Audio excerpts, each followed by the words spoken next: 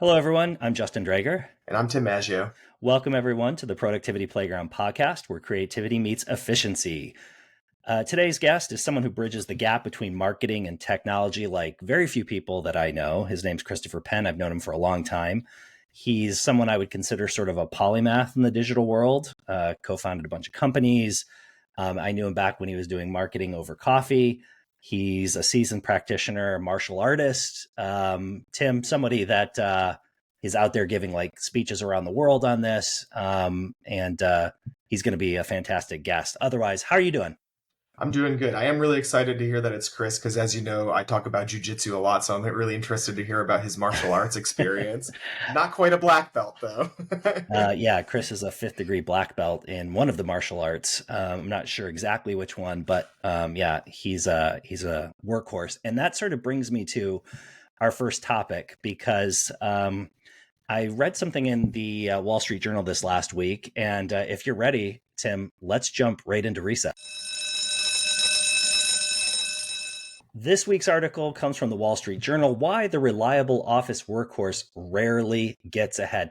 Tim, I think there's a time like in all of our lives and all of our careers, maybe it happens at a certain time of year, if you're an accountant during tax season, or if you're a teacher during testing time, or right before major breaks, or if you're in higher education, right when school students are starting to come back. Whatever your profession, maybe there are certain times a year where you're putting in a lot of hours. And maybe other people in the office don't seem to be putting in the same amount of hours or work that you are putting in. And it's easy to start feeling a little bit like a martyr, and you're picking up the slack and you're hoping that those above will recognize you're putting in so much work. But this article points out that if you are the office workhorse, you're always the one picking up the slack, you're always picking up the extra hours. That might not be the way to get ahead. What do you think? Yeah, I was reading this, and this is an article I think that maybe in my early career it would have been a very jarring reality for me. But now that I've kind of been in the workforce for a while, it's like, yeah, this is reality, unfortunately. And I think I was thinking about being a parent, how a lot of times when you're teaching your kids and they're like, this isn't fair. This isn't fair. And I think a lot of times we get stuck in this like fair mentality, and there's an ideal world that I think that we all wish we lived in, but then sometimes we have to kind of step into reality and understand what's good for my career might not be what's in line with the advice that I've always been given, to just work harder and somebody will notice. It's a tough thing. I got to tell you, when I read this article, it was love. It was tough love because when I was early in my career, the advice I received was be the yes person. And I got to say, the advice I've given to my kids as they've become adults and as they've sought sort of career advice is, if you want to get ahead at work, be the yes person. Like, be the utility player. If that's your goal, if your goal is to get ahead, now maybe that's not your goal. And if it's not, that's okay too. I'm not here to tell people what their goals should be. But if your goal is to get ahead, be the indispensable person that everybody turns to. And what this article, though, points out is that that's partially true. And the article sort of points out that hard work alone may not be enough to get you ahead. Do you want to give us maybe some of the points that the article points out that, yeah, work hard, but there are other strategies that you kind of have to couple that with? Yeah, one of the first things that it said was really avoid overcommitting to low impact tasks. And I thought this was interesting because, to your point, I think what the article is really saying is you've got to be strategic and you've got to know what your executive level folks are paying attention to and what matters to them, what is really going to kind of stand out in their mind and make you a name, or make the project that you are part of something that will kind of help you in the better. So, example might be for overcommitting to low impact tasks. Let's say you're in a marketing department and your boss asks you to put together an agenda, or you also have this marketing campaign that you need to put together. In the long run, the marketing campaign might be the task that you really should have taken on, because that has the best kind of projection of giving you more visibility to what you can do, your leadership abilities. An agenda that might have helped take some slack off your boss, but in the end, that might not be something they care about. However, I think the reverse might be true. If you know for a fact that like that is something that will stand out in your boss's mind, putting together the agenda, being that utility person, you have to be strategic or insightful enough to know which one of those two is going to be the more important thing for you to focus your time on. Good points. Any other insights from the article? Yeah, they also said to learn how to share your wins without becoming boastful. Mm. Focus on those high profile projects, which we went over a little bit just now, and then protect your time by setting boundary. I think the sharing your wins one without coming off as boastful is hard in two directions when I was thinking about it personally. Well, Tim, I was really hoping to rely a little bit on your wisdom here because I have to say, one of the areas that I think you and I have talked about offline is just how uncomfortable, honestly, I mean, this isn't no jokes, Yeah, how uncomfortable I feel on social media, particularly on LinkedIn, because it does sort of feel like just the home of the humble brag. And I'm not casting shade at everybody on LinkedIn. It's a fine line. Like, how do you share wins? And like, I'm here to celebrate wins from friends and colleagues. Like, I want to do that. But how do you do it without just coming across as just, I don't know. You know what I'm saying? Like, just really yeah. boastful and kind of like a jerk a little bit. So I you are my millennial colleague. Help me. I mean, I think it's what we've talked about before is bringing authenticity to the space. Like if you are kind of coming off each time and it feels like it's a script, or if it feels like it's a very specific way of something being said, then I think that's when the odds might not be in your favor there. But I think what the article talked about that might be relatable both to the workplace and social media is don't focus so much on yourself. Like I did this, I'm amazing, I did the if you kind of focus maybe more on like the team did this or that we were able to accomplish X, Y, and Z, that's something that might be a little bit more relatable because I think it's about what is something that everyone can get attached to. Not everyone's attached to your own personal success, but they might be attached to the company that you're a part of, or they might be attached to some type of bigger concept. And then they can jump on board with that win. Not that they're not wanting to celebrate you, but they don't always want to celebrate just you. I think there's also a fine line here between public wins, which are we Mhm. wins, and private wins, which can be a little bit more specific. And this is what I mean by that. I've seen this used effectively with me when I've been a boss and also when I've been an employee. So, for example, what a bosses would like to see is someone who can rally the team. So in public, it's a team win, and you highlight the team because that's good for morale and it shows that you understand that there aren't really wins without the entire team contributing. In private, though, with your boss, I think it's okay to specifically indicate how you contributed to a project. Now, that wouldn't be you doing everything because clearly you didn't do everything. And if you did, that would be like not in every case. But it would be like, here's how I contributed to this specific win. And that would be okay in a private setting. Maybe that's through a weekly update to your boss.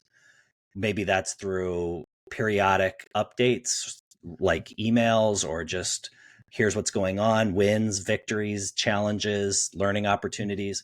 There are ways that you can sort of signal without being public, Mhm. without throwing other people under the bus, that just sort of indicate, hey, top of mind, here's how I contributed, here was the organizational impact. Yeah. And it's not in a way that shames anyone else. You kind of have to be your own PR department, Yeah. and really make sure that you're, setting that image that you want others to portray you as. So the last one that I just want to touch on is, it's time by setting your boundaries. So Mm. boundaries is a really interesting one that they brought up, and I think that's something that gets talked about in the workplace more than ever than I can remember, anyways.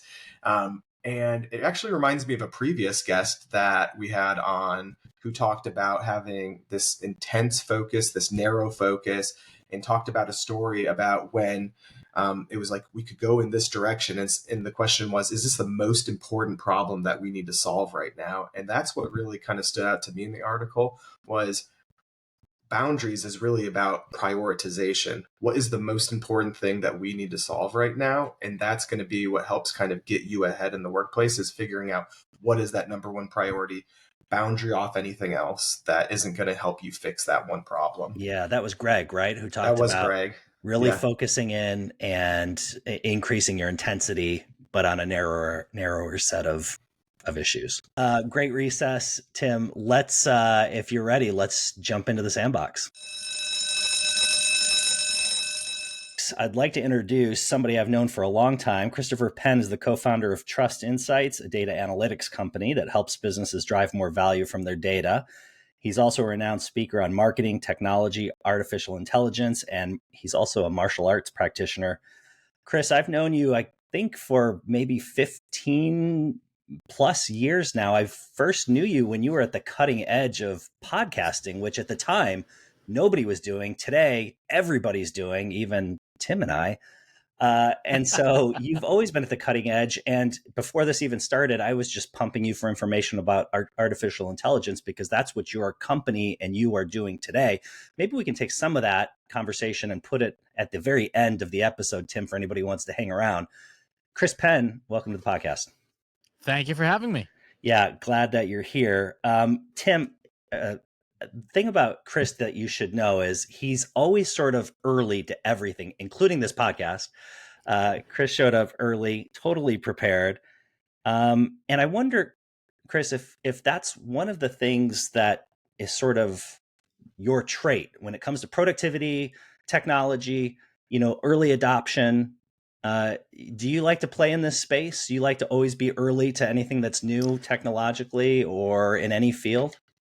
I do, not for the sake of being early, but because I see potential and I want to understand what the thing is and whether it's any use or not. So, for example, I was playing around early, I would say 2018, 2019, looking at cryptocurrencies and how they function. And I concluded this has no value to me. This is perilously close to a Ponzi scheme. And so I just left it behind, and a whole bunch of other people jumped into space, lost like 98% of their money.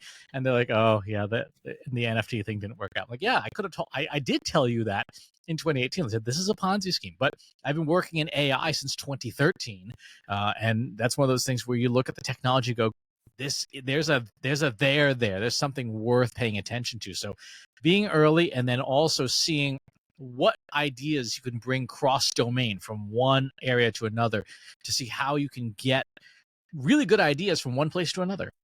I think that speaks to the creative space because I think really good creatives, that's what they do. They recognize patterns in one space, one industry, and then they take it and apply it to something that seems completely unrelated, but then turns out has a lot of applicability. And Chris, I've seen this in your work, and you describe yourself as having one foot in both the marketing and technology worlds. And I've seen you give speeches all over the world on this. How do you sort of balance these two domains, and how do you then use that to balance your approach to innovation? I didn't have to balance them. Marketing became technology in the early 2000s. The internet and it really blew up, and of course, mobile in 2007 with the launch of the iPhone. And suddenly, marketing was technology. Everything that we do is informed by technology. There isn't much old school marketing other than things like conferences and the occasional piece of direct mail that isn't in some way impacted by technology. So it's not a balance, it's a blending of these two things.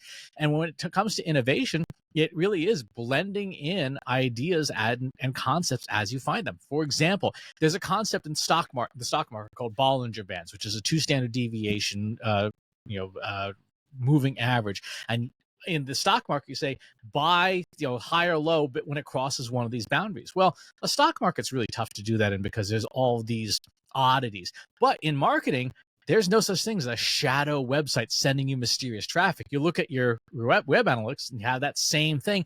And when your web analytics crosses the upper boundary, you're like, something's going on. Let's find out. Maybe do some ad spend on it. Or if it goes the other direction, like, crap, we got to do something. So it's taking that idea and moving into a place where actually will work better because you have less data uncertainty. And so this sort of, I think, assumes that you sort of have to have an interest in a lot of different things. And it kind of reminds me of this idea of like generalists sort of rule the world, that ultimately you have to sort of be educated or curious about a lot of different topics so that you can make connections between really disparate things. Do you agree? Yeah, it's the fundamentals of a liberal arts education, right? Where you are saying, here's a bunch of different disciplines that you should know. You should know some philosophy. You should know some comparative religion. You should know some mathematics. You should know this, that, and the other thing, so that you can be exposed to different styles of thinking. Go back to your college education. If you remember your philosophy classes and your classes on ethics, deontology, virtue ethics, consequentialism, suddenly 25, 30, 40 years later, you're like, oh, this is how, we're having debates about how to use AI. And how do we decide that? Well, go back to those ethics classes that you've almost slept through. Suddenly you realize this concept from this seemingly unrelated domain is now really relevant. All right, we've talked a little bit about creativity. And for some people, that comes really natural because they divide their attention between a lot of different things. They bounce around, and that comes natural to them. But creativity without any productivity, you sort of don't actually get anything done. And for you, you are a driving force. You've co founded a company and you are at sort of the cutting edge of a lot of different technologies and fields and industry. But you also get a lot done. So, how do you balance these two things? And how do you then apply and have the discipline to keep moving forward? Where's this cross section between this creativity, but then nose of the grindstone, let's keep moving? So creativity and focus don't have to be mutually exclusive, right? So there's an interesting thing that we do in the martial arts where we say you're only allowed to use this one particular technique, or a certain kind of punch or a certain kind of hand technique, and say your opponent's going to do whatever they want. You have to figure out how to apply this tool in every possible situation. So you have to be creative within constraints. The same thing is true for business and focus. Say, okay, I know I have to get this amount of stuff on my to-do list done today. How am I going to do that? How do I organize it? What are the tools that are available to me? It's kind of like cooking. There are some things in cooking that are immutable rules, right? Like you cannot bake bread without an oven. It just ain't going to happen. So you can't be all that creative about the very act of baking. However, you can absolutely be creative about what kind of bread you're going to bake, what's going to taste like, what the toppings are, and so on and so forth. So creativity can have boundaries. Where people run into trouble is they don't put enough logical boundaries to allow their brain to be creative within a domain. Yeah, I found the same thing. This idea that creativity can't be bounded or can't have steps or can't have order to it.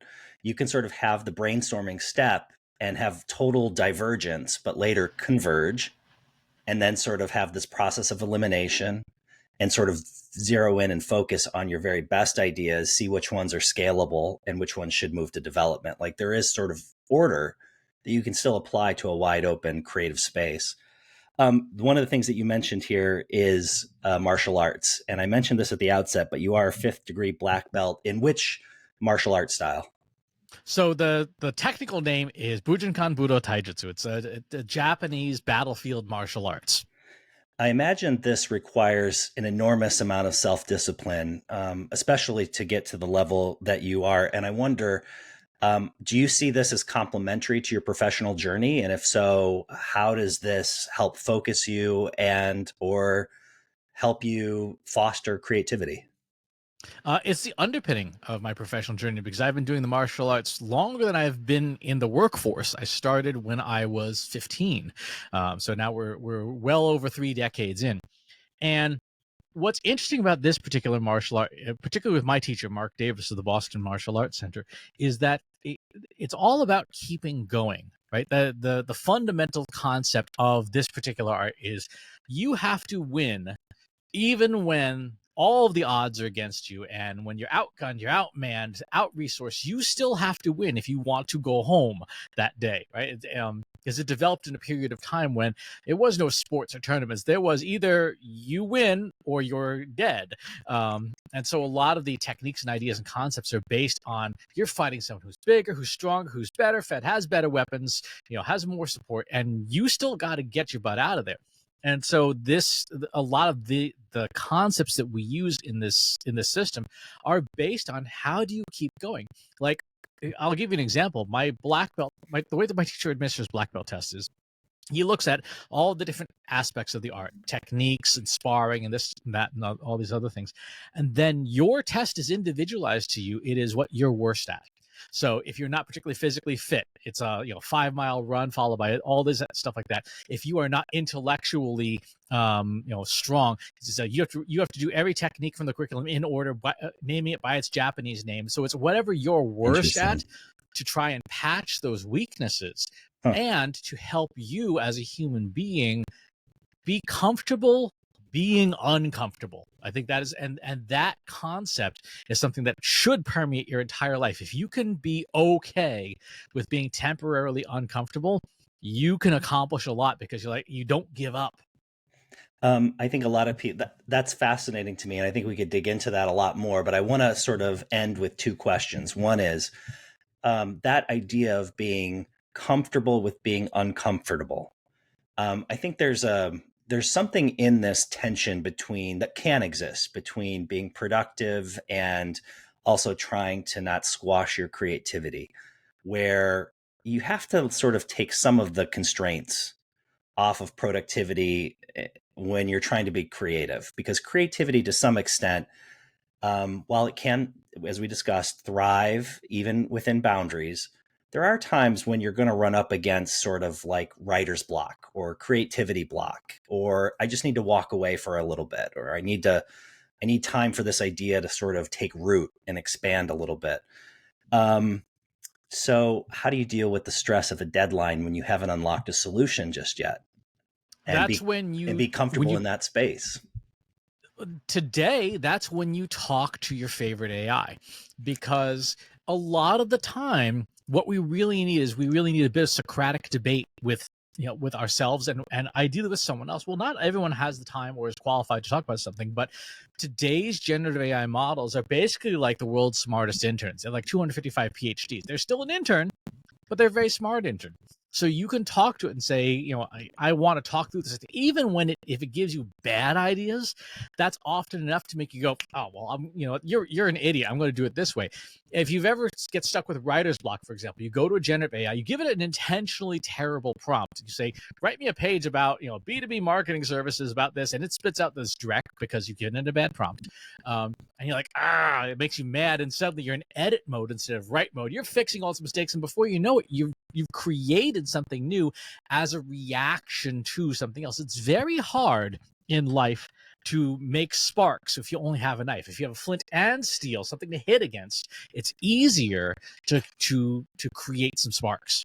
I like that. And I will tell you that I use AI all the time for debate to flesh Mm-hmm. out ideas. I also use it when I can't get the words out, but I have speaking of flint and steel and spark, I have the spark of an idea, but it's not quite fleshed out.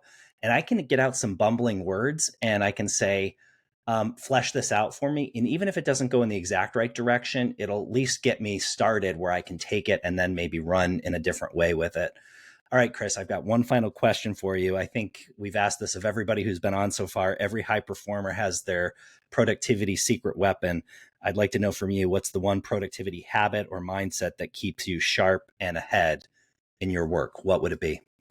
The one thing is writing things down. So I have a phone, I have a computer, I have an Apple Watch, and when I have an idea, hey, set a reminder for whatever, and I just get the idea out onto paper. Because here's the thing: in today's AI powered world, there are going to be two things that set you apart for success. Number one is whoever has the most best data that's high quality, right?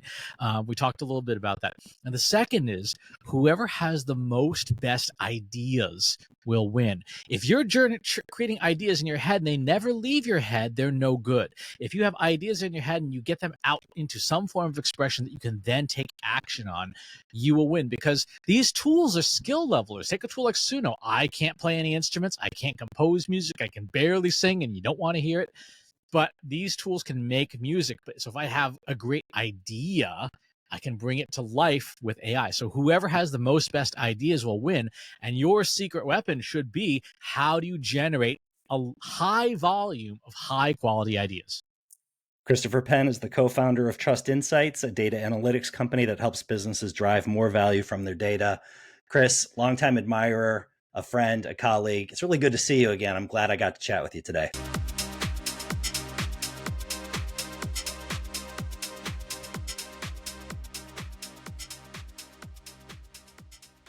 We've reached the end of another productivity adventure. Big thanks to Chris for joining us. You can learn more about Chris at trustinsights.ai. Now, before you go back to your to-do list, subscribe to our podcast on Spotify, Apple, and YouTube. Make sure you sign up for the coming newsletter on our website. Follow us on LinkedIn and Instagram at Productivity Playground Podcast. Share it with a friend, and we promise to keep bringing you the most productive content out there. Thanks for sticking around to the end. Now you can enjoy some bonus content with Chris and Justin talking about the future of AI. I was just picking Chris's brain on all things AI. Oh, nice. I wanted him to know that most of the time I'm interacting with you, it's usually my AI bot. So I don't know how you feel about that, Tim. Yeah, I actually prefer that. Well, good. My AI bot doesn't have very nice things to say about you, but I don't know. That's between you and it. So Well, that's kind of my, part of my problem, I guess. It's the way I grow. Yeah.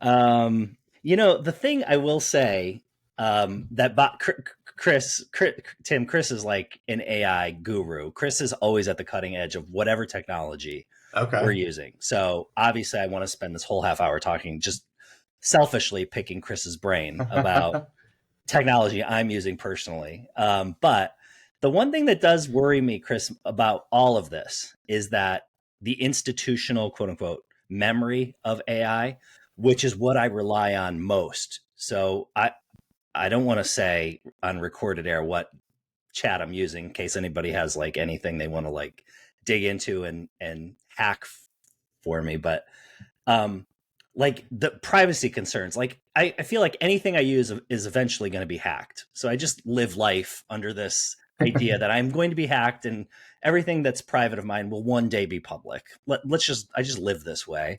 I agree. Okay. Chris probably doesn't because Chris is, more technologically savvy than us, but it's also the most useful feature of AI because it's constantly collecting information on me and recalling that information in our interactions. This is like my smart home is the same way. Any smart technology is this way. It's learning my habits so that it can constantly anticipate what my needs would be. How valid are my concerns here? It's funny because people will talk about cloud computing, and there's this great shirt that a lot of developers and tech folks have says there is no cloud; it's just someone else's computer, which is 100% true, and therefore means that someone else's computer has to have the appropriate safeguards on it. And yes, things can be compromised. When it comes to generative AI tools, there are versions of generative AI that you can run on your laptop that have a local document store, a local database, a local model that you download from a place like Hugging Face, for example. Some really good ones, things like Mistral Nemo or Mistral Small or Llama 3.1. And you run these on your laptop. That document store and that model run locally. You can turn off the internet, you can turn off your Wi-Fi, unplug your cable, and it will still run because it is solely contained on your computer, which means then your data is as safe as your computer is. So if someone carts your laptop off at the airport, then whatever interesting chats you've been having with your AI agent will be potentially compromised. But it's safer than... Aren't those going to suck? Like, those aren't going to be as good as like a ChatGPT 4.0 or a Gemini, right? Because those are from big name players. I've never heard of those. Mistral is probably the largest European AI company. They're based in France, and they are one of the few companies where the EU kind of legislated around them. So they're big. They're just not big here. Exactly. But they're big in the open models community because their models are so good. Because what they've done is, so the big players like OpenAI have said, I'm going to take all the text on the internet that I can get a hold of, and I'm going to train my model on all of it. Well, we know that there's huge swaths of the internet that are basically a sewer. And you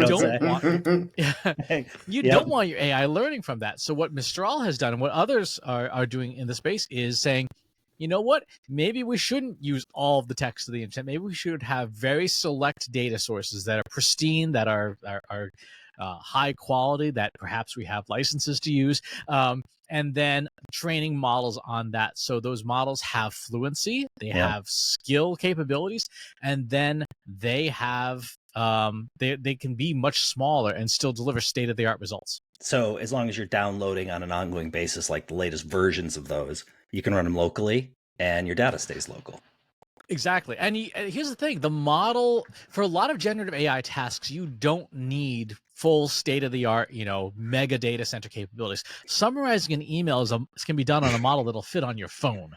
Yeah, I mean, I hear that, Chris. On the other hand, if I can drive a Porsche, I don't want to be running around in a Nissan. So, that's just, you tell me that. On the other hand, if I can pay $20 a month and I can drive the Mercedes, shouldn't I? I mean, don't I want to drive the Mercedes? So there are some interesting considerations, one of which is sustainability. The bigger that the model is, the more power it uses, the more electricity, fresh water it uses for data centers. When you have a model that runs on your MacBook, you're like, okay, it's using the 60 watts that my MacBook consumes. All right. So we should choose models based on the task to the extent that we can. And also, to your point earlier, the data privacy thing, there's some use cases where you absolutely positively cannot have that data in a third party's hands. Say you work for, say, a 3-letter government agency. You are 100% not loading your field agent notes from wherever into ChatGPT. You're not going to do it. So you're saying when I want to use my AI to interact with Tim, which is like 99% of the time, I should just use Llama 1.0. Yeah, or because whatever. Because you should also be concerned about my local community, because I think 90% of the internet traffic goes through my town, Ashburn, Virginia, where that's literally how like the suburbs around DC make tax revenue, is they put up these huge data centers. It's probably why it's 100 degrees out in Ashburn too. All right, well, let's get started.